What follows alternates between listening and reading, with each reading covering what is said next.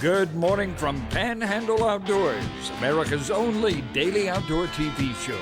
Your source for fishing, hunting, and information for folks who enjoy the great outdoors. Now sit back, relax. It's Panhandle Outdoors. Good morning, folks. Welcome to Panhandle Outdoors. I'm Winston Chester. I'm glad you're here this Friday morning. Got all kinds of exciting things to share with you. It's going to be hard to top the last 2 days of shows we've had. I was telling somebody commenting on yesterday's show, talking about how good it was, and the day before we got a lot of comments on Steve Shea and Ariel yesterday. So I tell them it's about time for me to do a bad show. So let's do a bad show this morning, okay? All right, let's take a look at our weather brought to us by Gulf Coast Air Conditioning, Drew Pollard and hard-working crew up there in Southport. We're taking care of our everyday needs. We had a lot of rain now, so it's going to be the creeks are rising around this area. So I know I have some friends, they were camping at the Cape this week because camping at Presnell's. It's called the scallop season first week, and they've had a tough week to get out. That's where the windows of time to go. So anyway, our riverine is brought to you by Mountain Dew. Get out and do. The Apalachicola Bluntstown reading a 3.3 this morning, and it's pretty steady. We've got a little bit of a drop to it. Choctaw at Caryville is going up now to 4.5, and it's going to get on up there with all this rain. So rising waters on one and steady on the other one. Our tide chart brought to us by Kent Forest Lawn. Again, good strong tide today and tomorrow. The high tide this morning about 10:15 is coming in all morning and going out to about 7:45 tonight. The wind's going to be coming out southeast at about 6. So we'll get some clear weather and all. There'll be some good fishing today. It really will be. Good strong tide. Let's go and do our fishing game times right now on Friday, what I'm doing in this segment here, brought to us by Blue Water Outriggers. We're looking at one time today, 11:25 to 1:25, right in the middle of the day. And ironically, that's when not ironically, just factually, that's when the tide starts moving out and a lot of movement going on right there. So that's going to be the picture of our weather. Let's go and take a break, and we'll be right back. Okay, welcome back. Got all kind of pictures to share with you, all kind of stories behind the pictures for the most part. I always enjoy showing them. This first one's going to tie in with yesterday's show. This was Ariel was on the show yesterday. That's her right next to me. I'm on the far right with a hat. Then there's Ariel, and then David Mertes. This one, actually, we went with my outdoor ed class, went over there with the sturgeon. This is right here in Choctaw River. We're right below the Highway 20 bridge right there in Ebro, and we're tagging, and this I think where Ariel really found the love for doing this kind of stuff, and they were tagging. Is that a big sturgeon right there? Putting little radio transmitters on them, and we just had the best time. We were working with the U.S. Fish and Wildlife, and that's sort of how she got to start. I told them my face didn't show up in this. I told them I was in the witness protection program, so that's why my face didn't show here. So I'm okay now, though. But anyway, I wanted to share that story with you. And one thing too, Ariel, she didn't quite get to finish in marine biology. Did really good that first, in the 2-year program. The second year, I don't think she'll mind me saying this, she ran out of money and could not borrow the money to finish her degree. So I told her maybe she could get back and finish it up, borrow the money now with a student loan forgiveness, get it paid off. So she may look into it. I just wish she'd finish it up and find her something in that field because she has such a devotion and passion for that. So anyway, that's where she got started, right there in the outdoor ed program. Now a lot of us don't have money to afford these big fancy boats and all, especially airboats, and some of y'all want airboats and all. I found a picture of this guy who's been very innovative and creative in putting him together an airboat, and you may want to try this. Check this out. Get you some box fans, get you a battery, put it in a John boat, and turn it on. Now, is that not an innovative, creative idea? I can't wait to show this to my grandson Mason, so let him get him a little airboat up there. So anyway, I just thought I know y'all appreciate that. All right, let's move on. We got some fishing pictures. Kurt Smith, they were hunting pictures, I'm sorry. Hunting this time of year, he was checking his cameras. You always take your pistol looking for snakes. And about 150, this hog was about 150 yards. But anyway, he shot him about 50 yards. And that's some good barbecue right there. Good job, Kurt. Jay Marshall, one of my former football players way back, and he's out up there in the woods. And what do you see? This time of year, folks, just watch it. We always talk about stepping over a log. and then what can happen stepping over a log. So just be careful. Bill Roxby over here in South Walton sent this to me. This is Gracie Roxby, 4 years old. My granddaughter finds her very first scallop. It was Sunday diving with the family. Now that's a classic. That's a family. You want to hang that one on the wall right there. First scallop. Good job, Gracie Roxby, 4 years old. This is for everyone to be considerate. Okay, please be considerate and check hunting season dates when scheduling birthday parties, weddings, and other events this fall. So check out dove season, and I've been caught in this before, and of course, obviously, I passed up the hunting and fishing events to go to the weddings, and in fact, we're doing that this fall. But anyway, I thought that was funny. How about old Becky Bird, young Becky Bird and old David Bird, right sitting on the porch. This is what comes up to the back porch over here. I know that scared you, Becky. What about Brad Stevens and Sunjammers? He's taking time to fish. He said, this is the face you make when you realize that redfish is heavier than you think and you're afraid your buddy isn't going to get a picture before you drop it. But isn't that a great shot there, Brad? Holding it up. Beautiful red color this time of the year. Look how flat calm it is. Brad went out on a good day. He fishes a lot on Mondays. Sunjammer's closed on Monday and he fishes a lot. Okay. Travis Fax sent this to me. He said, I don't know the circumstances where it happened, but notice the V in the truck roof and the boat in front. So look, here's what happened. All right, he's pulling, you see the boat trailer in the right-hand corner. Obviously, he stopped real fast, and that boat went over the cab. And see that V, that front of the boat cut the V in the back of that truck and just went flying through the air and landed ahead of him. I don't know, that could be scary. I wouldn't want that to happen. Okay, Roscoe Ward. He sent these pictures, some pics for the show. Me and my dad have been doing this 4 straight years now. We go in May and try it every year. These are sandhill brim, going next weekend after the moon bite, and they bit lures and worms. But is that not a great picture? I love this dark color of these brim. Okay, good job, Roscoe. Good job there. Thanks for sharing that. Let's show one more picture before we take a break because we're going to be giving some of this stuff away soon. This is our folks down at Tarpon Dock Seafood. That's Clay in the red and Kenny over there on the right and the other 2 guys that work hard. But look at that fresh seafood. Don't that look good for the weekend? I'm serious. That's coming right off the boat. The boat is about 20 yards behind them right there, and they'll dump it out there. Tarpon Dock Seafood, been sponsoring Panhandle Outdoors since we got started. Really appreciate them down there. Let's take a break. We'll be right back.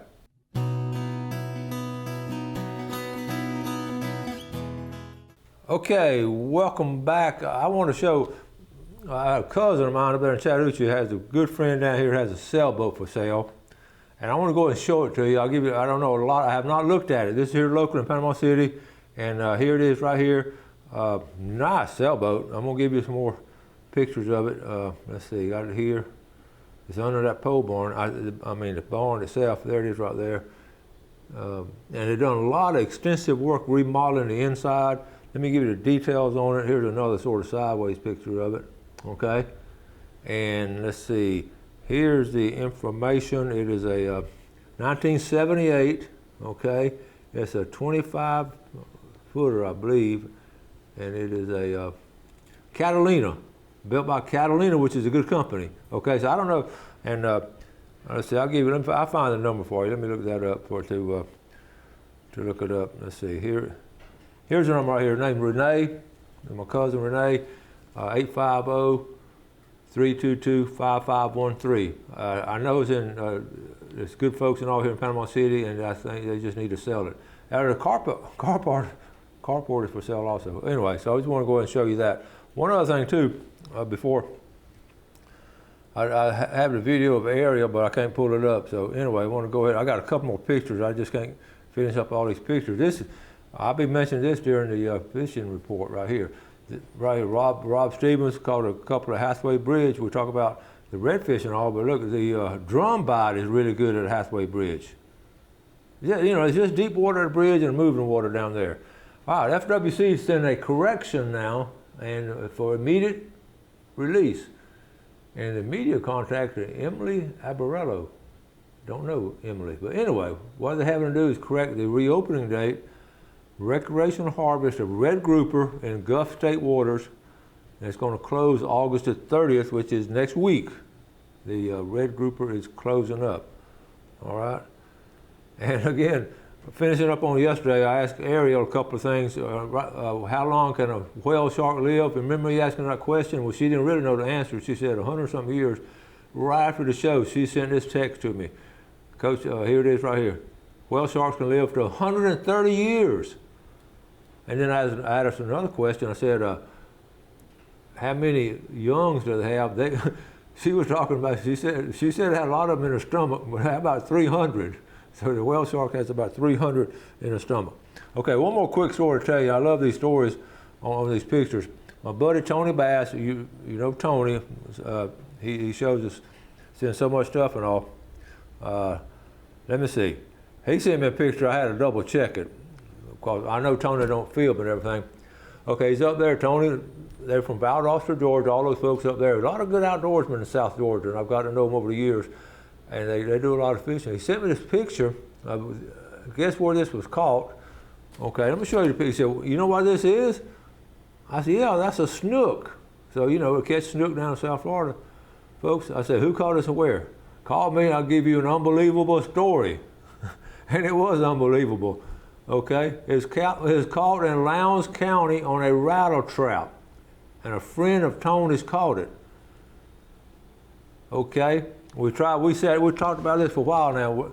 Only thing we can figure, that's very, very unusual. I would like to talk to some marine biologists and see, but only thing we can figure is they got up into the Swanny River, okay, and then the branches that go into some different branches that go in, some feeder creeks go into the Swanny up on the upper end, and then up into South Georgia, and it works on it. Somehow that snook ended up there, but that is one heck of a fishing story to catch a snook in Lowndes County, Georgia.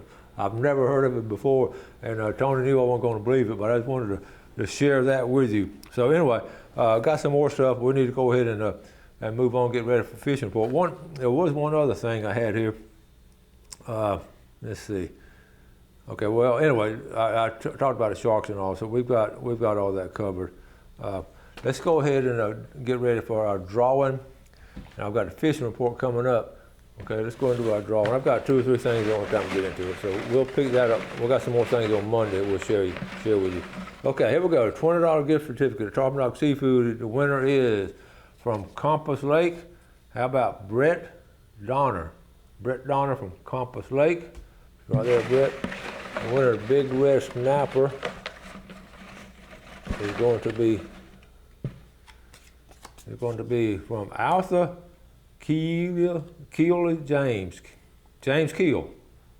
Keels James. I don't know which one. It's Keels James on here. It might be James Keel. But anyway, we're glad you won over there in Arthur.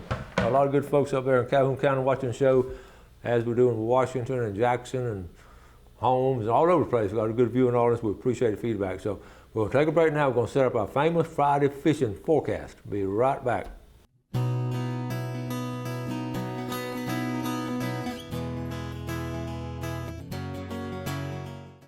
Okay, welcome back and welcome to the famous Friday fishing forecast. Before we get to the forecast, just out of my curiosity, I looked at this last night. I want to share it with you. I just kept scratching my head about that snook going up there to South Georgia. So here's my theory on it. Okay, so we're gonna start down here we're gonna start at Swanny River. Okay, Swanny River will be right in. Let's see. That's Swanny River right in here. Okay. So anyway, somehow.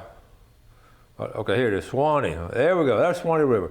So that snook started swimming up in here, and you can follow way on up in here, and then it gets on Lake City, and then goes up here. So you can start getting these feeder creeks right in here, and then all these feeder creeks, and there's Madison. But look, here's Valdosta right in the center of the screen. So Lowndes County is in the southern part, right in the area right there. Somehow he ended up there. So I just wanted to go and show you what a outdoor miracle that was. So anyway, let's look at the the first thing I wrote down on the forecast, rain. We got to get through this rain and all. Dodge the rain again. As I say almost every weekend, be careful of thunderstorms and all, and the bad weather. Just sort of bounce in and bounce out where it's safe. Don't get out there on that lake by itself.